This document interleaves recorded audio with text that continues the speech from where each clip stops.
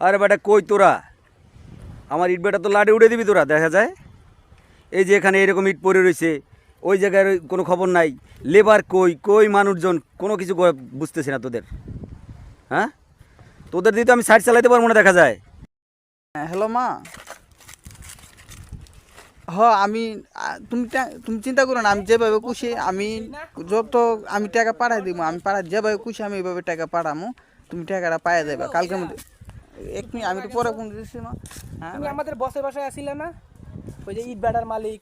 জি ভাই, ওই যে ভাইয়ের বাসায় আসছিলাম তো, তুমি শহীদুল ভাইয়ের কাছে আসছিলাম। তুমি তো 2 মাসের টাকা নিয়ে তো চলে গেছিলা।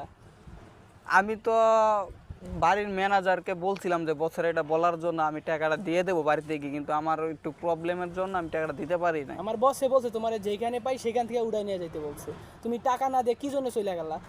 ভাই এখন আমি একটু সমস্যায় আছে, আমি টাকাটা বছরে দিয়ে দেবো, আপনার বছরে বলবেন আমি টাকাটা যেভাবে তুমি খুশি এই দিয়ে কথাটা দেবো। বসরে বললো, বস আমাদের তোমাকে যেখানে পাইলে সেখান থেকে তুলে নিয়ে যাইতে বলছে। ভাই এখন একটু আমার দরকার বেশি ভাই, আমার এক জায়গায় যাইতে হবে ইমার্জেন্সি ভাই।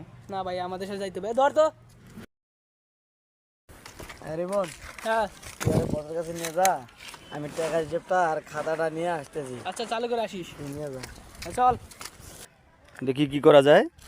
বস, ছেলেটারে ধরে নিয়েছি যে আপনার রুম ভাড়া না দিয়ে যে চলে ও গেছে।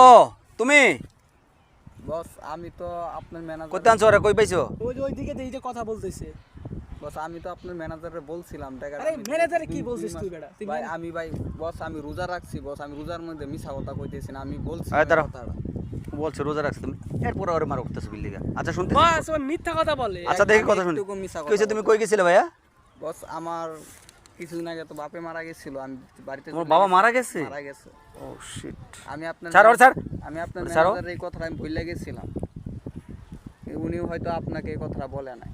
ও শুনছিলাম যে তোমার আব্বা অসুস্থ, তাহলে শিট মারাই গেছে। একটা লোকের বাবা মারা গেছে বলতেছে রোজা, তারপরও ওই দুই ওর গায়ে হাত তুলুস।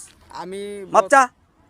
না, মাপ চাইতে হইব না ভাই, আমি আচ্ছা ভাই, শোনো। ভাই আমি জানি না ভাই। আচ্ছা ঠিক আছে শোনো, ভাই এখন কি অবস্থা তোমার? আমি আর জানা মতে তোমার ঘরে একটা খেতে একটা বাড়ি, ছাড়া কিছু নাই। তারপর তুমি কীভাবে আসলা?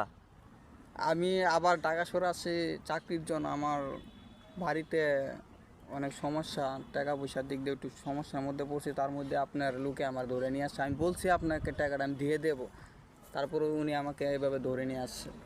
বস যে আপনি 2000 টাকা পাইবেন বস, এই যে আমার কাছে 2000 টাকা আছে, আপনি টাকাটা রাইখা দেন বস। বস আমি জায়গা আমার খুব বেশি দরকার আছে বস, ভালো আচ্ছা। থাকবেন। আচ্ছা ভাই, যাও তাহলে।